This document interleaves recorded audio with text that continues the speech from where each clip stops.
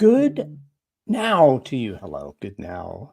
This is Riffing with Ryan. I am Ryan Erickson. Surprise, surprise. If you didn't want to see me this morning, oof, too bad for you. But if you did, thank you and welcome to be here today for an episode that we have titled, Should Companies Take Money Off the Table? Why, you ask, is this the topic? Because of the two gentlemen I'm going to invite out of the penalty box and on stage. Had a little bit of a repartee about this a couple weeks ago. We've been trying to arrange this session for a little bit. One of those gentlemen I'm going to bring on stage now, Martin Hinshelwood. Hello, Martin. Hello, how are you doing?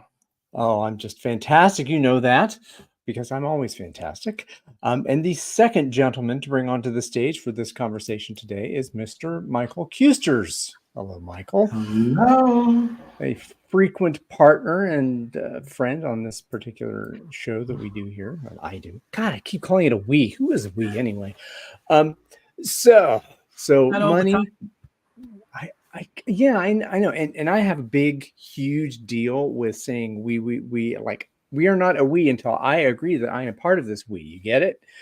And that's just me. But I'll propose a couple things here. One is that Martin, actually, I'm going to do this one way. Michael, let's go first and say just 10 words or so about who you are, what it is you do and where. And we'll go to Martin. And then we'll come back to Michael again, and you can give your riff to start us off. So without further ado, Michael, give me 10 words about your life. 10 words. Okay, that was 2. Okay, so I'm currently COO for one of the pretty important edge networking things. I've had my background in everything IT computers, love to be full stack developers, been in agile organizational development, and I like to get into a lot of conversations, write a lot of stuff, and yeah, that's my life. There you go. All right, 10 words for Martin. Ooh, well, I am professional Scrum trainer, professional Kanban trainer, and I've been a Microsoft MVP in DevOps for the past 15 years. I run my own business called Naked Agility, where I do agile DevOps consulting, coaching, helping people get better at building software and products. Perfect. Nice. That's 10 words. Okay. Martin gets round 1 for using less words than you did, Michael. So sorry about that.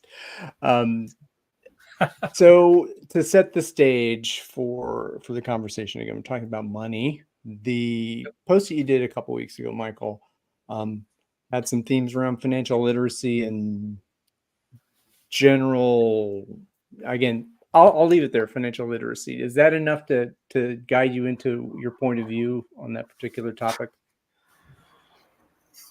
Michael, that's you. Oh, that was my cue. Good, I didn't pick it up. So I can bring the post up if you want, but it was should companies take money off the table? That was of course. A quote about Alfie Kohn. Dan Ping says, you take money off the table, life is beautiful. And then you came in with a not that.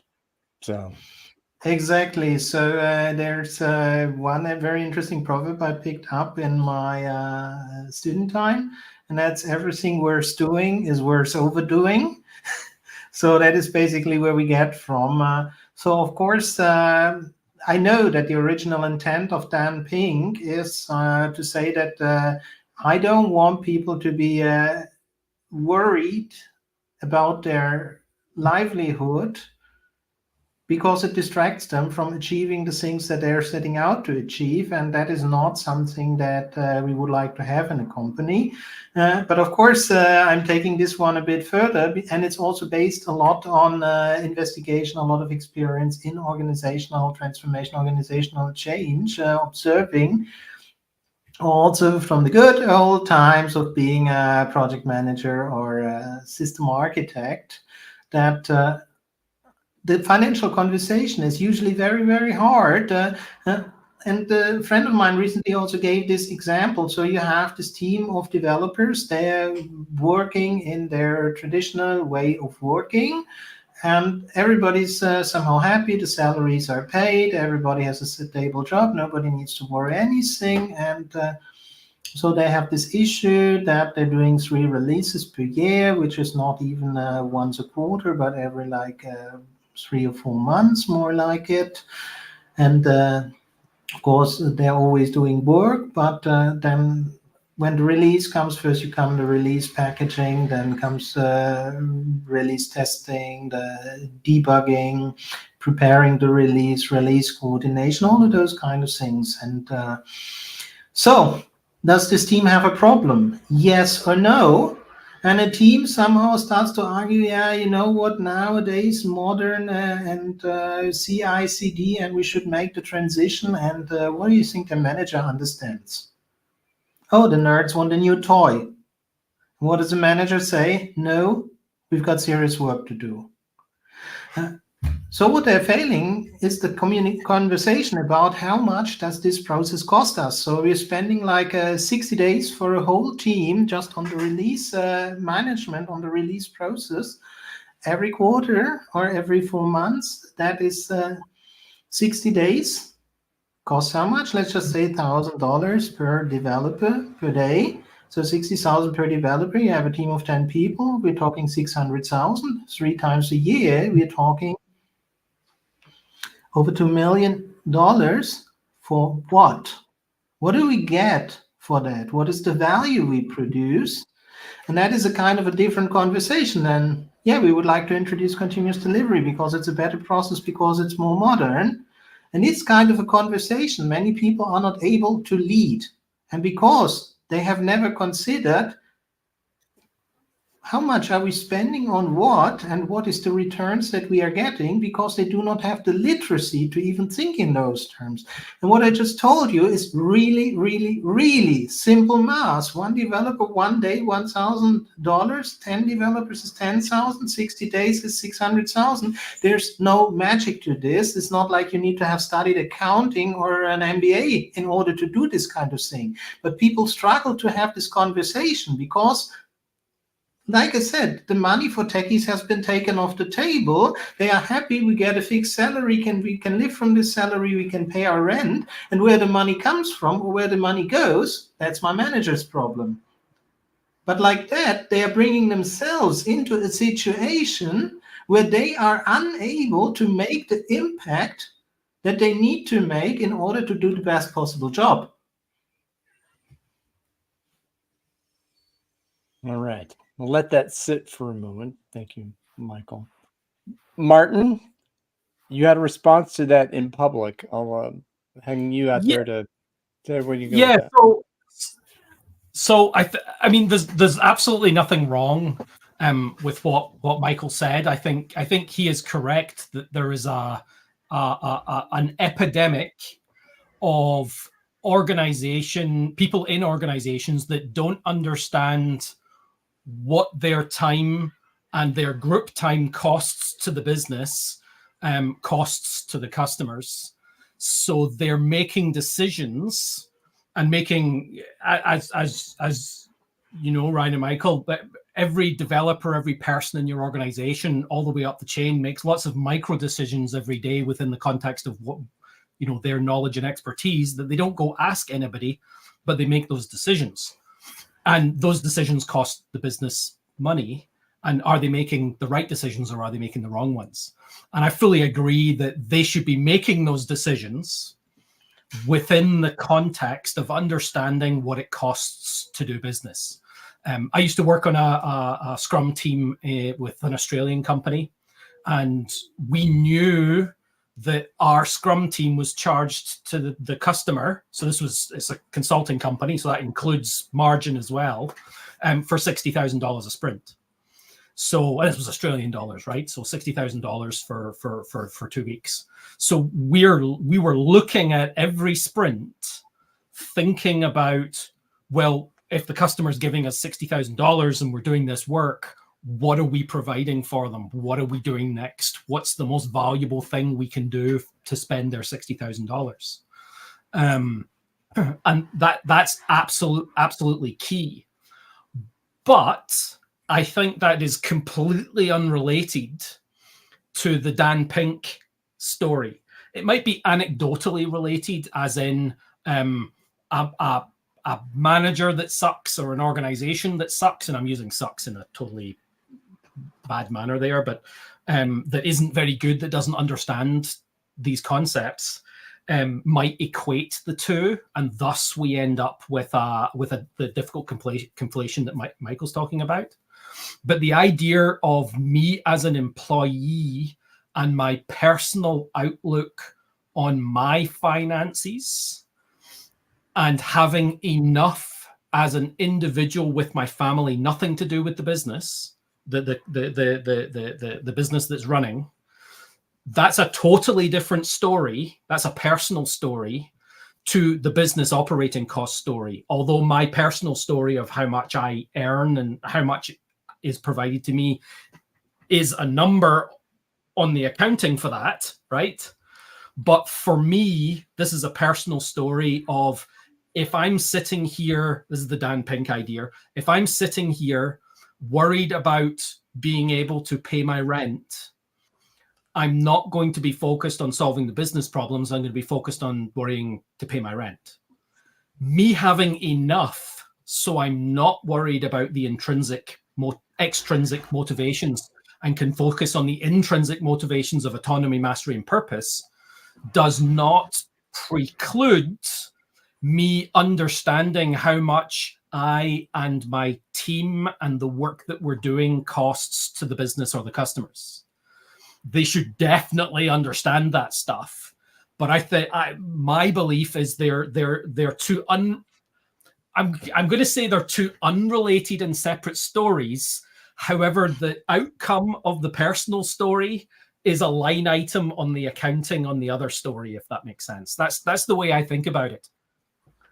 Actually, in this one, and this may be my personal take here, I have a company too. How do you separate me as a person from the company I run? It's probably pretty difficult, because I identify as this company, and this company exists because of me. If this company is in financial trouble, so am I, and the other way around. So for me as a business owner, it is absolutely natural that every financial decision, every product decision, every development decision I have to take from two angles. Even the question, do I go into the cloud? Do I rent a VM? Do I host this stuff by myself? Is made from a perspective of this one. Ultimately, it hits my pocket. So I have a different way of making decisions than I would have as an employee who doesn't care where the bill gets sent and how big it is. And even you have this, I mean, I'm joking in this one because what we're talking about is $5 or $10, but still the point stays that if you have financial responsibility for your own business because it affects you personally, you make different decisions than if it's completely detached. Sure, but that's not an employee issue. That's a business owner issue. And there is only one or two or three of you in a particular business, maybe a little bit more depending on the scale of the business. And then there's hundreds of other people who are the people doing the work that actually don't care about that story explicitly, because the success of that story for you as a business owner lines your pocket. It does nothing for the employees. But if the business makes 100 million more profit this year, I don't get any more as an employee in my paycheck in most companies, unless there's profit share, right? But as a business owner, and as a business owner myself, I do separate those things, right? My success as a business owner means I earn more money, right? Because it's my business. So, but I need to be conscious as a business owner that that's not how my employees think, and that's not how they're supposed to think. And even all of that doesn't preclude those employees taking care of the pennies and pounds. A great example of this is what they've done in Jaguar Land Rover recently. So one of the things that they found, they were doing a bunch of analysis on why did this disaster happen. They had a disaster that cost them something like $200-300 million, and it was the fundamental root cause of this problem was an aging machine that was creating slightly faulty parts. Like, they were good enough, but not good enough long term, so they had to be replaced later, and that was much more expensive. And this machine was run by a person, and they asked that person, why didn't you request a new machine? And they're like, I've requested a new machine every year for the past 5 years. But what happened in that story is that request went up in the organization to somebody who it wasn't in their budget for this year, because perhaps they were, looking after the shareholders, right? And we want to have a certain amount, so we can't afford $5 million for a new machine, and they would deny that request. So the change that they made in the organization was they now allow every single person in the organization to approve any amount of spend. And that sounds ridiculous. That sounds like people within the organization will just start spending money willy-nilly, and you're then hemorrhaging cash. But they created this understanding of kind of spend it like it's your own money, right? Would you spend this money on this thing? And that's orthogonal, but related to what it is we're talking about, right? That we want the people doing the work, regardless of whether they are owners in the business or not. If you're doing work, if you're making decisions, you want them making decisions with the understanding of the context, the operating context of the business, the costs that we're running, and things that are happening. And I absolutely, one thing I totally agree with you, Michael. I see time and again, especially in professional services organizations, where they seem to deliberately shield the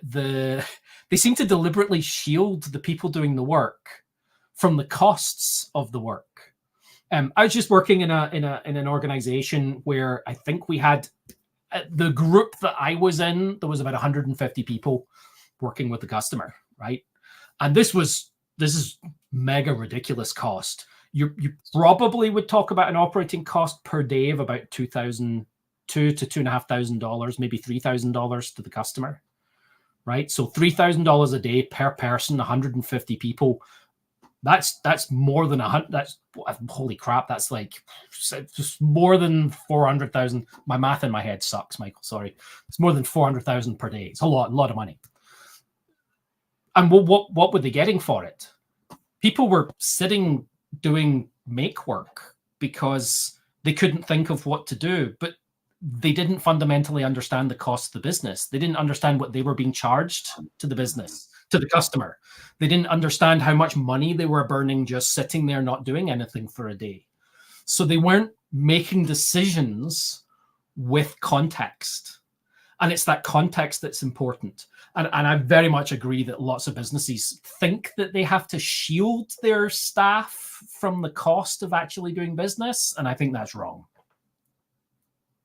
Exactly. And that is the point where I said, this is the point where I said that, look, really, and I was teasing with this post, quoting Dan Pink, take the money off the table, of course, because this is the point where it goes wrong. When you run your business and say, I do not want, for any reason whatever, not picking out anything, my employees to know the financial impact of what they are doing, at that point, you're hurting your own business. You cannot run a successful business if you're surrounded by people who don't know the consequences of their actions from a financial perspective.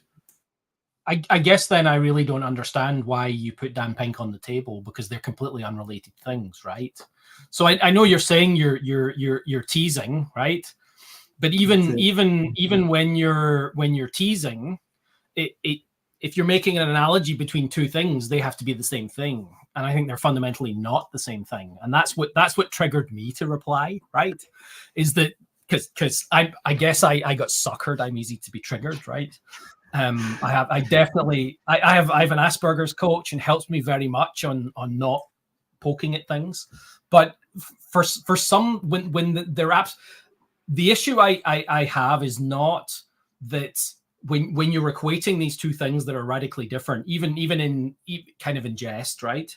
It's not for the likes of us who are practitioners within this space, who could potentially fully understand that, oh yeah, Michael's just taking a rip at Dan Pink to try and get engagement and talk about the topic and tweak his views. Yeah, but pull it apart a little bit. But what about all of the people out there who stumble upon your post and what they read? And if they read your post and they're not in that context of understanding these concepts, they're going to read Dan Pink's ideas are crap. They're not what we want to be looking at, and we should disregard everything he's talking about. That's what I feel that they would hear, which is why I quite often, Ryan will know this because we follow each other as well. I quite often reply to posts based on that context, right? I'm not actually replying to the person who made the post. I'm replying to all the other people who would read that post, and maybe at least I can save some percentage of them from getting the wrong end of the stick. That's a British idiom. What's wrong end of the stick? Would be getting the wrong idea, right? Yeah, misinterpreting the joke as a reality. Yeah. And I think it's very easy to make those conflations that result. What's the dual track agile? That's a really famous one, right? Where are you familiar with dual track agile? Yeah. So dual track agile. It's this idea. Sorry. Go ahead and go dual track agile. Agile means the ability to do the right thing at the right time. So dual track is let's have the ability to sometimes do the right thing. Isn't that better than doing it all the time? Yeah. This is dual track agile was essentially this paper talking about this idea that there are two types of work, right? You've got discovery work and you've got delivery work. And you need to do both, and the same people need to ebb and flow between that work, depending on how, if you don't know about something, you're going to spend more time on that discovery track. If you know a lot about it and you're just executing on it, you'll maybe spend a little bit more time on that delivery track. But lots of people read that and then post about dual track agile being you need a delivery team and a discovery team, and they end up being two completely separate teams. And then we all have to spend a whole bunch of time and effort explaining to people that no, that when people say that, that's not what it was talking about. You end up having to explain away those issues. And I just felt that there was a danger in the comment that you made of that similar idea happening, that disconnect between your intent and what we want to help people understand, and what Dan Pink was trying to help people understand, which is that intrinsic, extrinsic motivation thing, which is separate from that business operating cost as part of the context that every employee should understand. Interestingly, I would say, yeah, I am not so sure that, how to say, and like you say, maybe business owners are a little bit different than the regular employees in the question of should money be a motivating factor? But then I even come back to the concept, how can you promote entrepreneurship not entrepreneurship, but intrapreneurship, if your employees don't have this mindset. Which mindset are we talking about? Because there's the mindset of they're happy and successful and feel like they can spend more time focusing on the work because we've taken money off the table at home, versus the business focus of we need to understand the financial motivations within the context of business for business. And I don't think that piece is any different between an employee and a business owner, right? It shouldn't be. If we can agree that it shouldn't be, I'm with you. The problem is in practice, it too often is very, very different. Why is it? Why does that happen? I've got an idea on that. It's a very good question. Ultimately, I mean, just look, you brought this up that the employee, they do not think like the business owner. So, yes, I agree with you. So I do agree. I mean, I was thinking about this one from my own perspective. I used to be an employee for a long number of years. And when I transitioned into freelancing, into being a business owner, this shift, it took me I would say 3 or 4 years to start thinking differently. I mean, in part, it is like you said, because as an employee, there are other people making this decision for me. I used to work for a company where I was out of the loop. I did not know the company's finances, except for, oh, yeah, we don't have enough money for a raise. Mm-hmm. So this, go ahead. I think you were going to come back in there. Yeah, I think there's a fundamental why here that's really important, which is why historically that thing that we're talking about has happened, that that businesses have systematically and deliberately disconnected their employees from the financial runnings of the business. And it's fundamentally so that they don't discover what their colleagues are being paid, because they pay them differently. I had this exact circumstance. I used to work for a little company called Merrill Lynch. You might have, no, it was not fun, Ryan, was not fun. I was subprime mortgage as well, so it was even worse, pre-2008. So I was having a conversation with one of my colleagues, and I offhandedly, not even thinking of the ramifications, offhandedly said, oh, because we'd all just got our bonuses and pay rises and stuff. And I offhandedly said, oh, now I'm in the 40% tax bracket. That's going to kind of suck, right? And my colleague, who did exactly the same job as me, was incredibly pissed because they were nowhere near that 40% tax bracket. Yeah. So they go to their boss, and I get into trouble rather than them getting into trouble for not paying them properly. I get into trouble for letting slip. Funnily enough, that was in 2007, and in 2008 in the UK that became protected speech, right? Because in many places everybody should be talking to this is part of how we break this cycle, Michael, is that every employee should be talking to each other about the financial stories. How much do we earn should be open information within an organization. It absolutely should.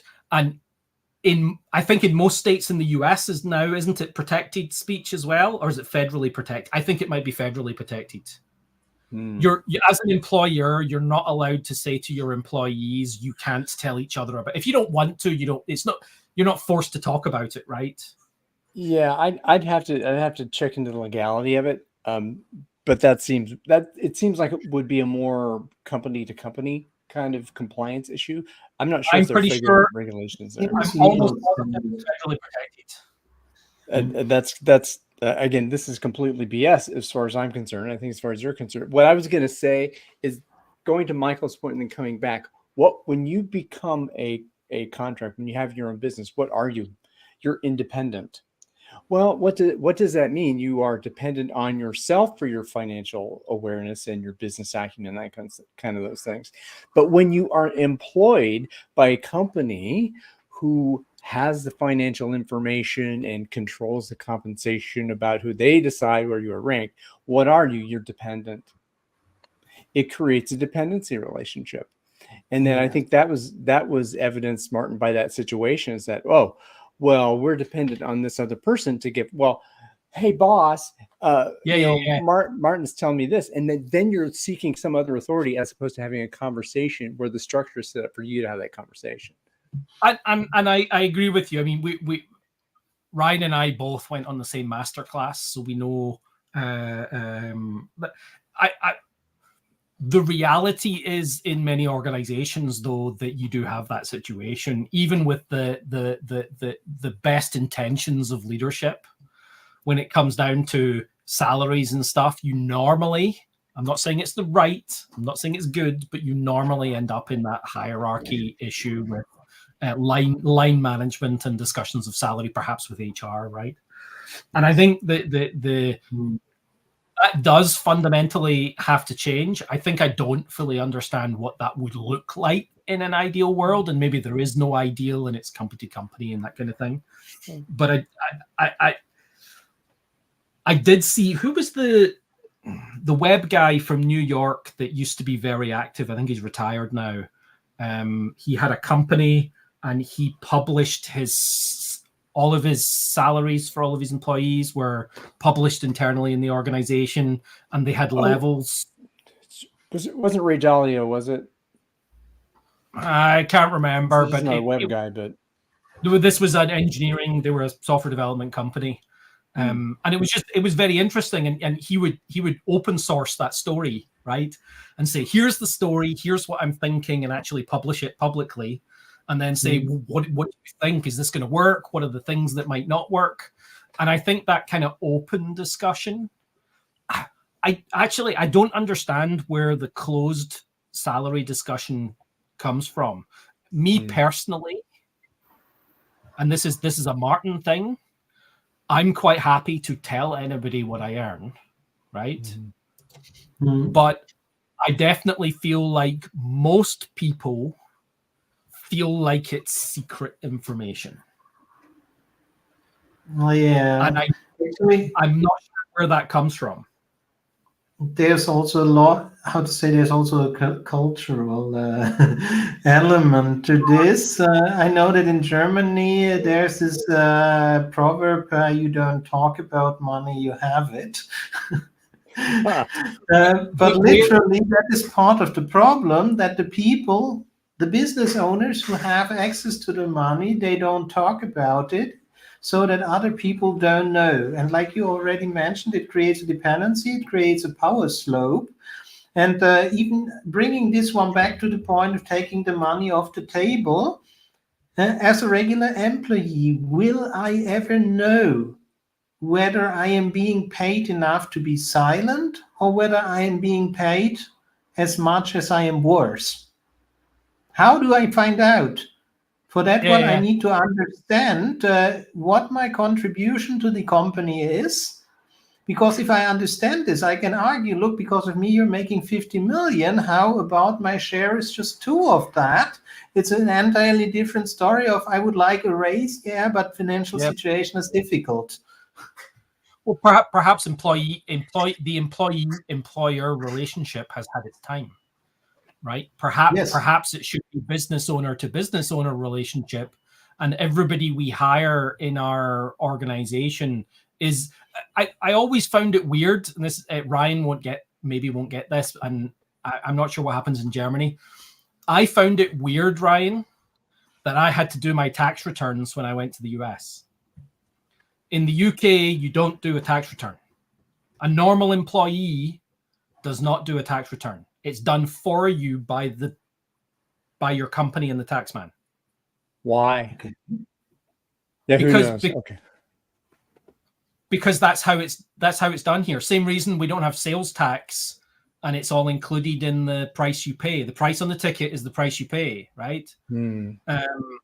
the salary I get is the salary I get, and I don't have to worry about how much tax I've paid. I don't have to. That's all taken care of by your employer, right? How does that differ? So this is very interesting. I had no idea. How does that differ in Germany, Michael? Yeah, actually, it's very interesting. The taxes is probably it's been a running gag for a long time that sometimes politicians like to advertise that it was like 10 years ago, they said that maybe we should simplify the tax system so that your tax form fits on a beer stamp. But this never happened. If I would show you the tax forms, and literally every single German has to do their tax form every year. And it's a science. Literally, it takes you about a day just because of how complicated it is. And how to say, in Germany, you tell your employer your envisioned gross salary. But that doesn't mean that that is your net salary. So what is transferred to you on your bank account is about half of that. And depending on which tax bracket you are and whether you're single, married, have children or more, it could be a bit more than half, a bit less than half. The problem is that this one already creates the first level where people feel treated very, very unfairly. Because in Germany, you have two levels of tax. One is the tax that you pay as an employee, and the other is the level of tax that the employer pays. And I like to say, I run a business, I charge my customer 100 euros. From those 100 euros, I, as a private person, can spend about 30. The rest goes to the government in one form or another. So as an employer, I always see the 100 euro that I need to make in order to pay myself as an employee those 30 euros. As an employee, and there was even one comedian in Germany who made this joke, that he said that it's a bit schizophrenic running a one-person company. As an employer, you say my employees, they're asking too much money, and as an employee, you say my employer is ripping me off. But I think Michael, by default, if you're just an employee in Germany and you have no special circumstances, the company does your tax return. No. Correct? No, they file. Of course, they legally have to do, but you still have to take care of your tax returns by yourself. The company is not involved in this process. Okay, that's not the information I have over here. It just says that you may want to file tax returns, but you don't have to. So in the UK, I can file as an employee. I can file a tax return if I want to, but by default, if I'm only working for one company, Ryan, if I only have one employer, then they know everything about my incoming finances. So unless I have any other things that I need to declare, I can just let the company file my tax returns on my behalf, and that's a legal obligation of theirs within the UK. So they pay the employees' tax. What's actually really interesting is companies shield from employees that other piece that Michael's talking about, because you have the cost of the employee, right? From the perspective of the employee, like I know I get paid X amount and my tax is this amount, but what you don't see is the employer's liability tax as well. Workers' compensation and federal programs and all that stuff that we have here. Yeah, and even like we pay something called national insurance, which is like Social Security in the US, which used to be for a specific thing and now is just tax, right? And there's employees' contributions and employers' contributions, and the employers' contributions is higher. So staff don't normally see, or even employees, not business owners, just pure employees, don't normally have any visibility on what they actually cost the business. Exactly. And yeah, that's weird. Well, and I think this comes down to a basic. So we're talking about individual incentivization, right? Yeah. And I think this, and Michael, you brought Alfie Kohn into the conversation with that too. And Alfie, as you know, and Martin, I think you know this too from where we've been talking about in Beta Codex and all that stuff, is that individual incentives are demotivating, the punished by rewards kind of thing. And I think this is, pardon? Employee of the month is one of my favorite ones. Yeah, well, and this, I think we're coming down to this. Okay, so my individual tax burden is this. What am I contributing to that? All that conversation becomes null and void when a small group of employees in this area are managing a business in and of themselves with their own profit and loss statement. They're managing that, again, different. It's a different relationship in kind, in terms of, it doesn't necessarily matter, what all of us, no one person creates value on their own. And I think that is a big concept, because I need both of you to create value in whatever I'm doing.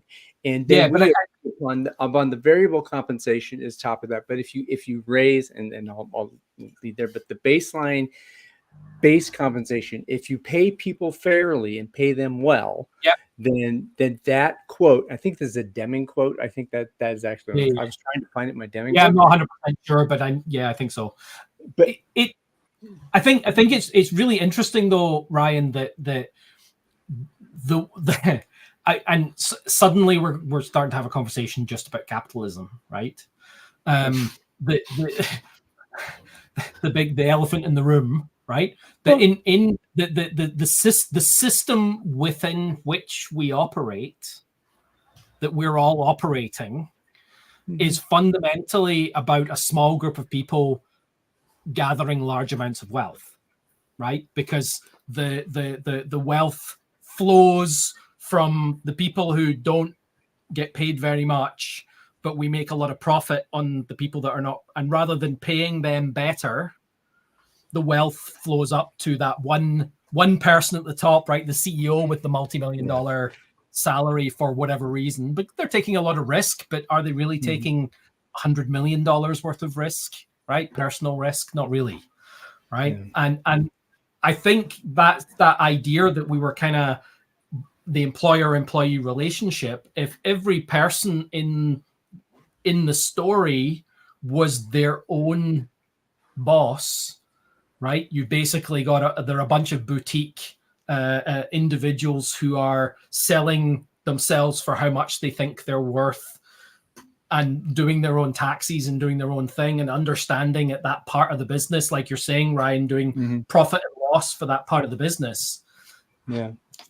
I think the reason we don't have that systemically is because those people would be absolutely aghast at the levels of profit that they generate. That's money that's going somewhere else that they don't get, right? Exactly. So it's beholden to the business to hide that. It's not really hide; it's a virtual hide. Make it. What's the obtuse? Not see through. Opaque. Opaque. As opaque as they can, so that employees don't get upset that, why am I doing this work and making you 100 million when you're only paying me 50 grand, right? And again, it's not like each individual, I need to have 98% of that. Our team makes X and I need that. I think, and this is capitalism is not evil. Capitalism, what we have, creating value, is not evil. I think there's this bifurcation. Well, okay, right. So there's this bifurcation of, it has to be one way or the other. Either we're this socialist, hippy dippy commune folks, but some folks bring it. But yeah, I agree with that. There's a way to say the Nordics have individual. The Nordics are fairly good at creating that bifurcation where you've got. And the America used, what was the 1970s under a Republican government? What was the max tax bracket? I think it was 70%. Yeah, there was 75% tax bracket. Yeah. Well, I think there was a 90% tax bracket back in the FDR days. we had a thing in the UK that was really interesting, had a really interesting effect at one point. I think it was in the 80s or early 90s. I can't 100% remember, so somebody would need to look it up and validate it. But we had a whole bunch of companies that were making unbelievably ridiculous amounts of profit, and they were doing revenue extraction, not value creation. They were extracting massive amounts of revenue from effectively from the economy, and it was damaging the entire economy, the amount of money they were taking out and taking overseas and doing all of those kind of things. So they created something, I can't remember which government, it was probably a Labour government because it sounds not like something the Conservatives here would do. But they created something called the windfall tax. And the windfall tax said, if your business makes over 500 million in profit, everything over that is 100% tax. That was the windfall tax. And it forced all of these companies to start going, we don't want to pay the tax. So what should we do with this money instead? Perhaps we should invest it in our infrastructure. Perhaps we should invest it in our people. Perhaps we should invest it in the things that we're doing to generate value within our context, and encourage people to do that. And I thought it was a, I'm not saying that would work now, but it was a very interesting dynamic that happened as part of that story. And very, very interesting in terms of regulatory impact of that. Well, now we have that regulation, then the folks who have been getting the ill-gotten gain from before that regulation might hire capable and intelligent tax accountants to say, how might we shield that profit and put it somewhere else? I mean, and we've talked about that, but right, it ends up with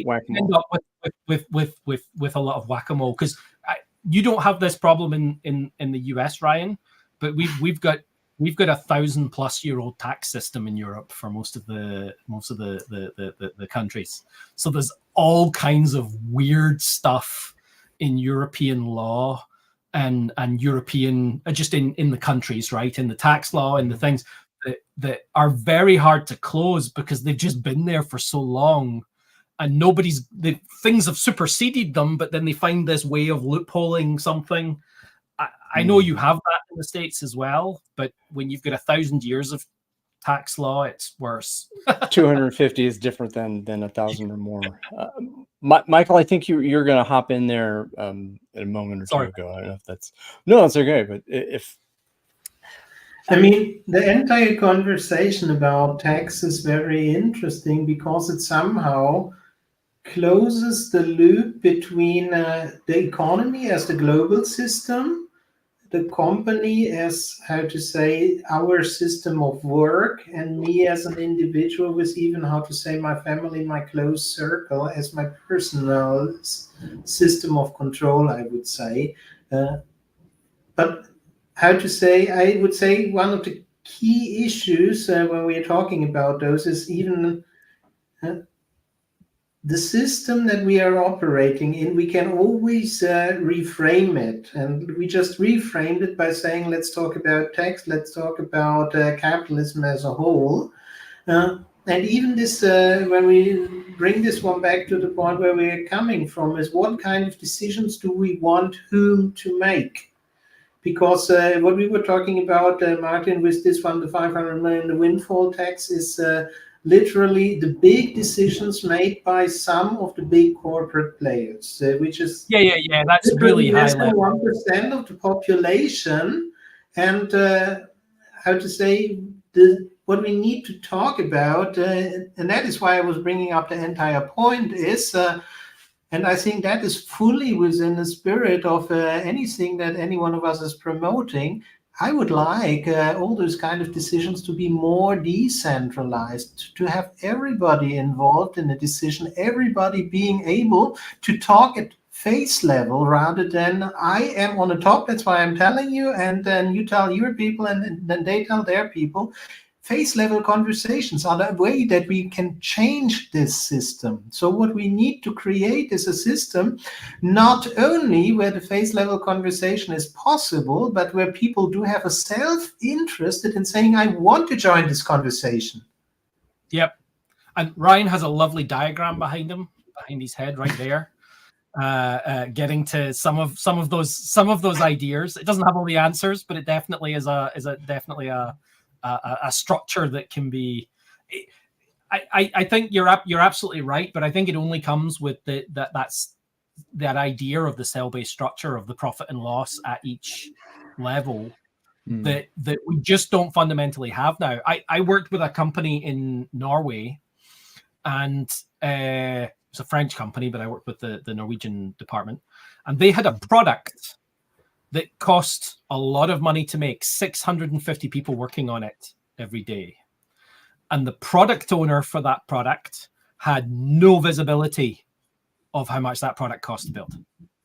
None at all. So the way I know exactly the way it was organized was that there was I think it was 13 technology centers in 9 different countries, and each technology center invested their own money in features for the product. So profit and loss was all country based in these 9 different countries, and the product owner and management for the product had zero visibility on, because they're not allowed to see the profit and loss for the division in this other country. That's not allowed within the context of this big hierarchical oil and gas business, right? But that fundamental lack of visibility is part of the problem. Yes. Right? And it's not. I think we're losing sight of the big picture, though, because it's not just money that's the problem. I mean, we're talking about money in the context here is money, but I worked with a car company, and they couldn't get, in order to get telemetry data from all of the cars in existence, right, to get access to some of the telemetry data, it took 6 to 8 months of request forms and getting the data. And the person I was speaking to had colleagues in Tesla who could just go, tick, tick, tick, tick, tick, tick, there's the data, right? And then we can make decisions based on what's actually happening out in the world. Now, in that example, did they have visibility, understanding of why Tesla was functioning that way, and what was it about that organization that was different? I kind of know what it is, but what was their realization of it? I mean, I think Tesla is a funny beast that doesn't fit into any particular category because, and I think all of Elon's companies are the same, right? There's, and probably Apple was the same under Jobs, right? There's a little bit of cult of personality driving the decision making rather than policy based decision making, which is how most organizations, and I say most, Ryan, for sure, most organizations. Well, what could you tell me what you think? Well, I think, I don't know whether this came from a talk I saw with Joe Justice, because I know he had been involved there and had some background knowledge. But what I understand is that they kind of have APIs between their different teams, that there are agreements of how this team deals with that team and that team deals with the other teams, and those are not mandated. And that if I have a rules of engagement for my cell, as it were, and you have it for your cell, and we serve these different needs, that information can flow much more freely because we have that kind of relationship. And I think that also may be true of the actual hardware of the vehicles, and that how that is assembled, is that we can assemble different parts in different ways. But if our interaction protocols if we have a good understanding of the interaction protocols, then we will have the ability to get information back and forth effectively without having to translate and make legible why we are doing what we're doing in order to satisfy some need for status level control, and as opposed to going based on value creation. But I think Neil talked about this a little bit when we did the masterclass. He talked about, I mean, maybe it wasn't Nils, maybe it was, because I was speaking to somebody else about I'm trying to get my brain in gear. they were talking about you need to have a sponsor for whatever changes you're making in the organization. If you want to make those types of changes, you need a sponsor that's senior enough. Yeah, I don't think it was Nils. It was Open Space Beta. It was Open Space Agile. It was the Open Space Agile. Dan Mezek, Open Space Agile. Yes, that's who I was speaking to.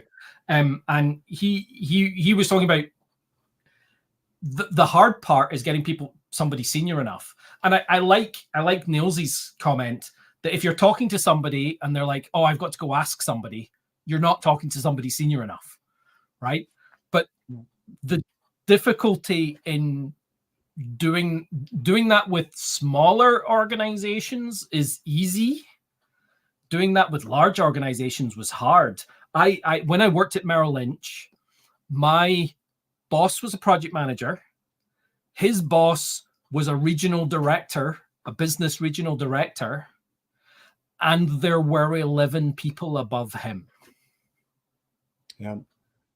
So at some point in an organization like that, management is effectively bean counting, right? There's not actually any understanding of the work being done. We don't care about the work being done. It's numbers and spreadsheets and profit, and that's all we care about. Yeah, and management by remote control. I had a great, I'm throwing in a lot of things, but I had a great conversation with somebody at a conference years ago who he asked me what I did. And I said, I help organizations that are screwed get unscrewed, right? That's effectively, well, that's what we do, right, Ryan? Yeah. And he said, why?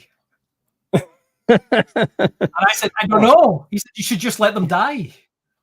Go find a company that's not like that and make it successful, and ignore the companies that have that, because they're not fundamentally going to change. It does feel a lot, Ryan, like we're peeing upwind, I think is the expression, peeing into the wind, right? Yeah, a chaotic, or as someone would say, a quixotic quest. You're tilting at windmills, kind of thing. Yeah, it's just so hard to actually help people, to actually make change in organization.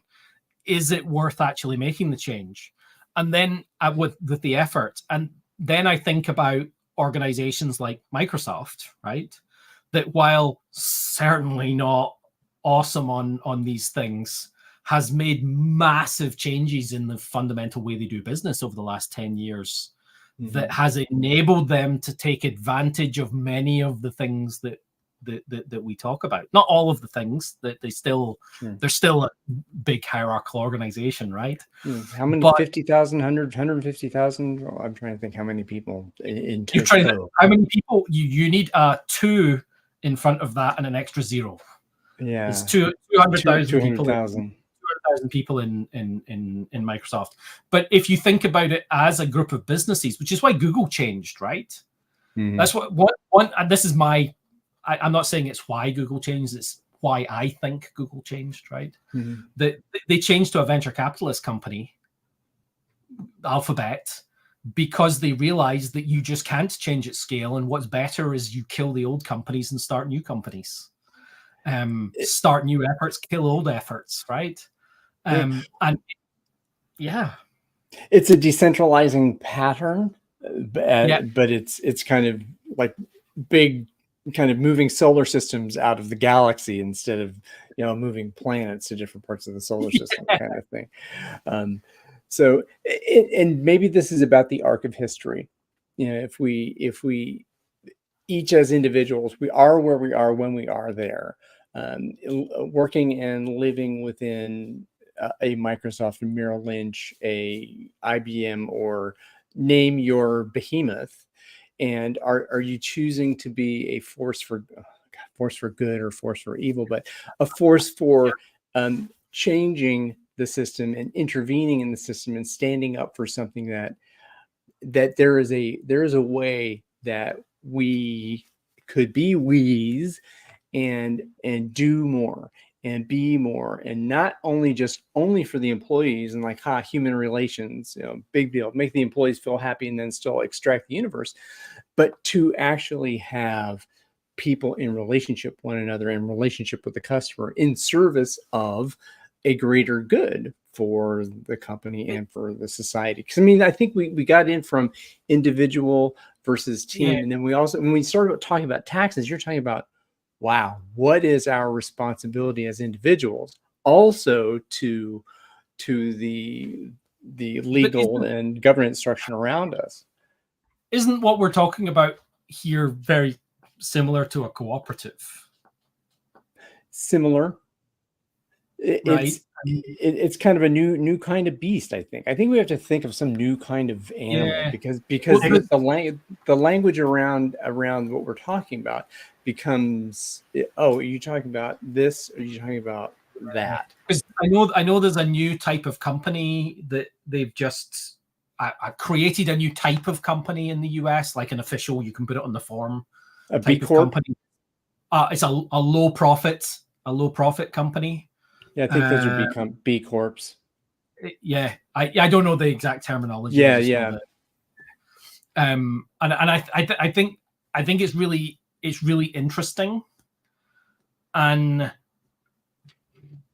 I think it's the future. But how quickly do we get there? I think it's going to be really, really difficult, because we still have. I mean, existentially, we still have to get over the universal income hump as well, which is we've not got over it yet.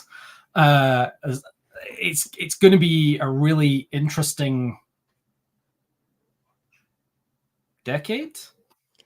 Yeah, well, and I think, and this is all, we're not talking about. I mean, there's ways to think about this that are not either or, that are better. It's not universal basic income, which is like everybody gets this and no one gets and more, and there's no variable compensation. But I think the idea of variable and hey, we're talking about money, so we can talk about compensation. I think compensation and motivation was one of the things we were, again, with talk about Dan Pink, you're bringing that in there. But so if I trust you, if I respect you, and we're in this love together, if we're there with it, then we can talk about compensation. What are our relative compensation? What is our contribution to this group, each other? And you can't have that in a 50-person organization among 50 people, but you can have it among 5 to 7 or 8.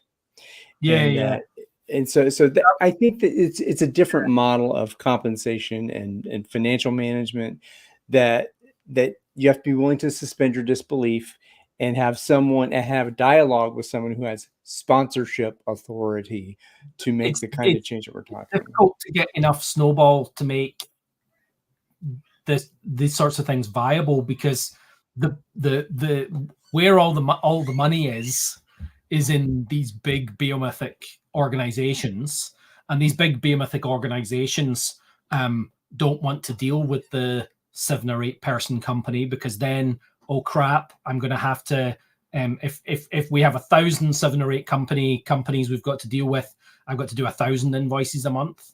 But if I go to Accenture, I only have 1 invoice a month. I'm done, right? And there's a how would you describe it? There's a local optimization where they want to minimize their invoicing costs.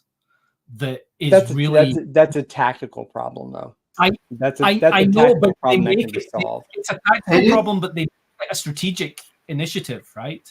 It is extremely relevant, and even though it might be disclosing a bit too much of some confidential stuff that's going on my end, but this is exactly some of the stuff that we are doing. We are operating with some of the world's best players in their field, and let's just say, I don't want to name any big consulting, but those people do not work for big consulting. They have their own business. So if you want them all together, you do not have a choice. You have to go saying that, where do we find the right people? I think there's two different sorts of consulting, right? And I'm definitely polarizing here, putting things in buckets, which I fully admit I'm happy to do, right? Polarizing, always fun, right? There's 2 types of people in the world: those that understand binary, right? Scots and So but I feel like there's two main types of consulting. There's the big consulting, like the Accentures and Infosys and I don't know, pick your flavor. BCG, Bain, McKinsey, Deloitte. A lot of people don't realize how long McKinsey's been around, right? I think they're coming up on their centenary, and the damage they've done. I really recommend. What's the book called? The Big Con. Big Con. Yeah, that one. Awesome book. Mariana Mazzucato. Yes. Yeah. Those types of consultants tend to be about fulfilling consultancy. Like, consultancy is the point. We want to take over parts of your business and we will run it for you because it's more efficient, more cost effective for us to run it, because we've got 100 people in a room that can do your invoicing for you, right? But the reality is that outsourcing those things results in a company's inability to adapt to change because they're reliant upon this other system. My favorite example is anything to do with SAP, right? As soon as you bring in SAP, or let's double down, and Microsoft's got a SAP compete, whatever the heck it's called. Great Plains. No, it's not called that anymore, but yeah, it was called Great Plains. As soon as you bring in somebody else's business model that you have to follow, you're limiting your ability to change. It doesn't matter what it is, right? Sometimes we accept small limitations, like we might use Azure DevOps to hold our work items, or we might use Jira, or we might use that. That's a small. What's the opposite of optimization? Unoptimization, disoptimization. Whatever that word is. It's just a compromise. Yeah, you're right. We compromise our ability to change a little bit in order to streamline something. And when you do it at the small scale, like we're going to store our work items in Azure DevOps, awesome. Pretty high benefit for pretty low limitation, right? Until it's not, and then you change. But when it's something as systemic as our entire procurement platform that goes to every part of the business, it then makes it really difficult to change, because any change is hundreds and hundreds and hundreds of millions of dollars to get it to change. It's an optimization that creates this inability to change, right?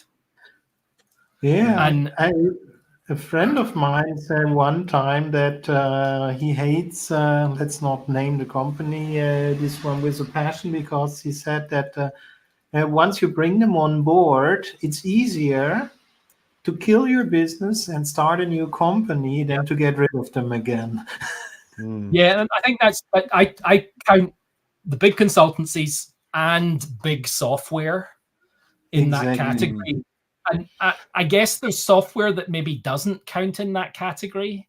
Like doing Office 365 or Google probably doesn't, because it doesn't impose process on you, right? It just provides capability. You can decide how you use it.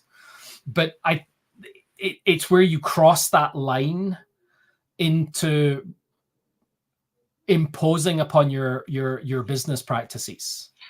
Actually, in this one, I think that one of the key challenges that companies face is they buy these things as a commodity and don't realize that what they are onboarding is not a commodity, but a business model.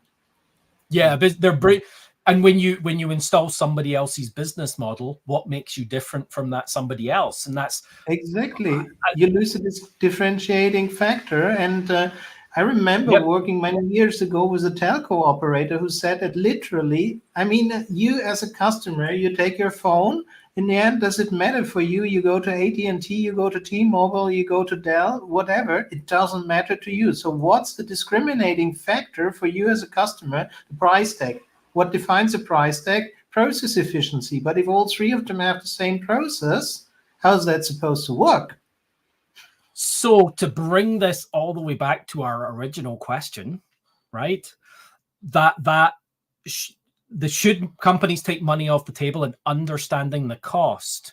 It's not just the employees not understanding the cost of what their costs to doing the work. It's everybody who's a decision maker in the organization understanding the cost of not doing a thing, and also the long-term cost. Like if you take SAP and replace your procurement processes with a SAP equivalent, what's the cost to change later if you decide you want to change? And how likely is that cost to change to happen? And I think people don't make decisions with that level of foresight. And why? Why don't they? And so my opinion about why, I agree that those decisions are not made with that level of information. I know why too. Why? Well, yeah. Well, yeah, we all know why. But yeah, we might not agree. But again, if you take obscurity off the table, what do you have? You have transparency. And if you are open book, all the information is there. If the information is distributed in an effective and free fashion, then you can make the decisions, and then you can agree. And there's certain frames about making group decision making is a whole other issue, but I think it's transparency. There's a additional piece on that, Ryan, and that's I've been there's a marketing guy who I've been watching about. I think he's actually a psychologist, but he talks a lot at marketing forums, but he's a psychologist. Mm-hmm. And what he talks about is mathematics taking decision-making off the table. And people look at the cold, hard numbers and make a decision based on the numbers, because then they didn't have to make a decision. The numbers made the decision for them. Oh God, that's evil. And they don't have to take accountability for that decision because the numbers made that decision for them. Yeah, and that goes into another whole thing. Interesting. It'd be interesting to hear who that person is and what the rationale is. Yeah. I thought as soon as you said cold hard cash, Michael's ears would perk up and she would show up on screen like, oh my God, I want to talk about the numbers. Yes, yeah, that's you. I'm talking to you. It's informed decision making, not do the decision making for you. Yeah. I talk a lot about numbers and telemetry and evidence-based management and all of those things. But ultimately, we're playing poker, not chess, right?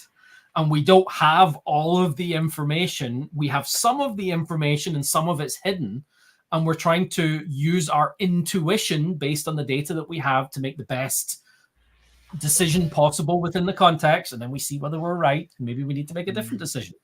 And it's I'm trying to get that that guy for you, because it's actually there he is. There's something very similar I'm following, and that is how to say I am one of the startups I'm involved in is literally to make the information of an entire organization available and use a management framework to support decision making. Like you say, I'm not taking the decisions away from people, because I do not believe that mathematics can have the full understanding of what is going on, but saying, let's take all the data that you have. How fast can you, as a manager of a 10,000 people organization, process everything that's going on? You can't. There's more happening in real time than you can catch up with.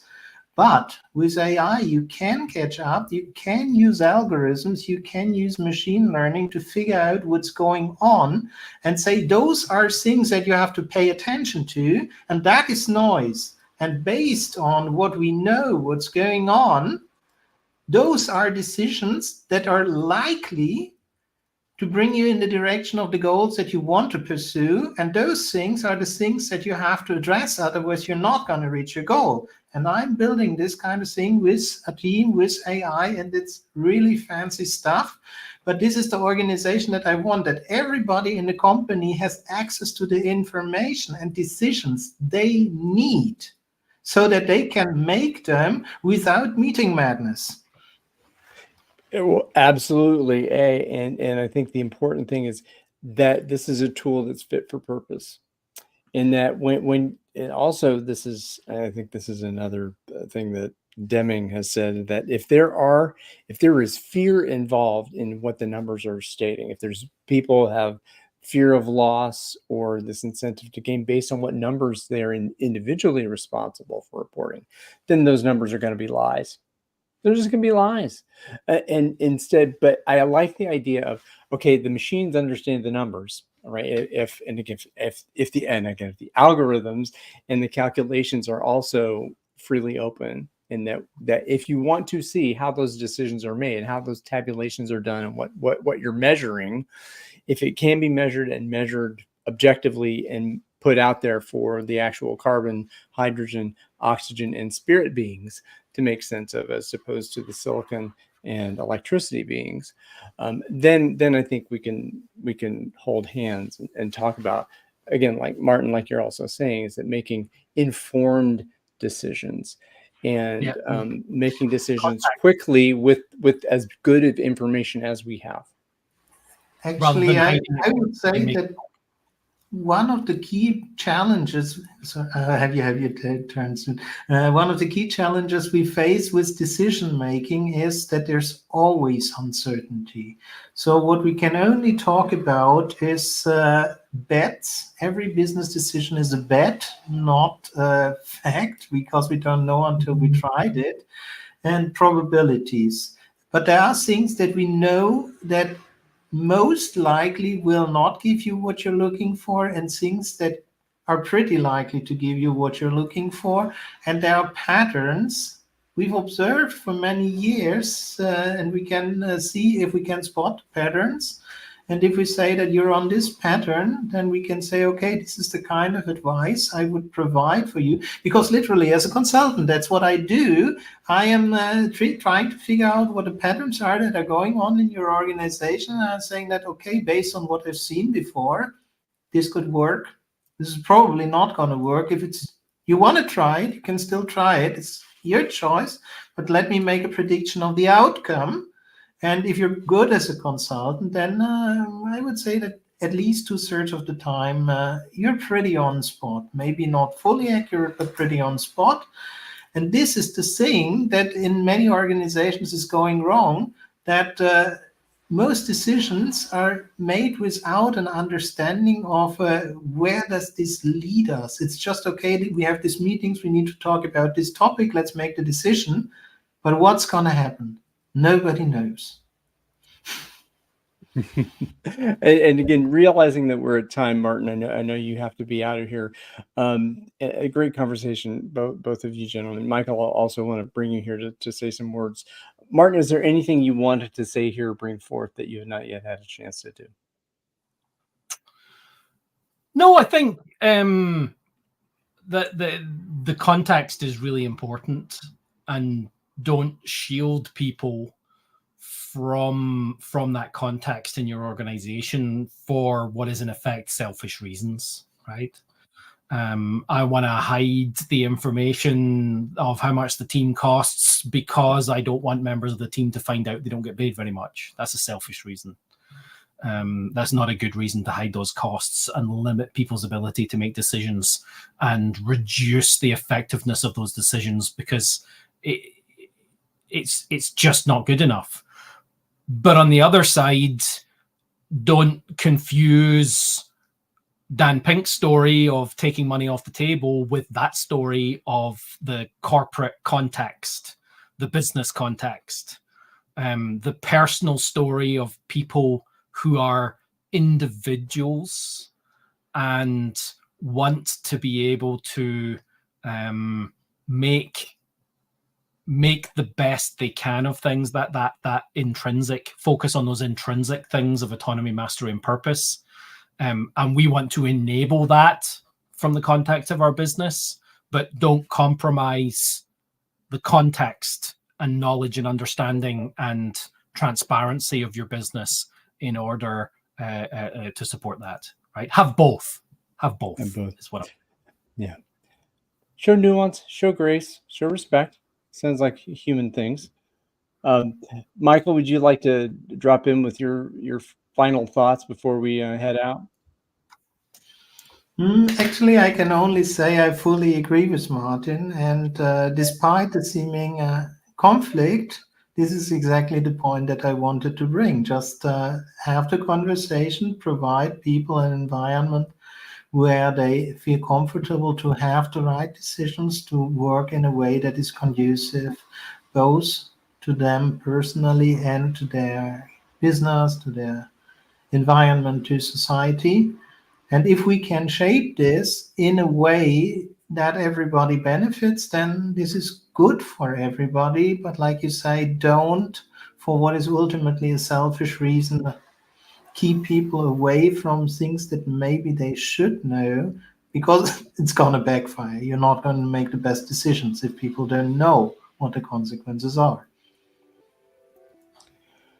Well, I will leave leave the conversation at that. Thanks to both of you for hanging in there, and we'll hang on for a moment or two in the back, Martin, before you have to leave. And I'll put myself here in the center. Thank you so much. Thank you for the precious gift of your time and attention.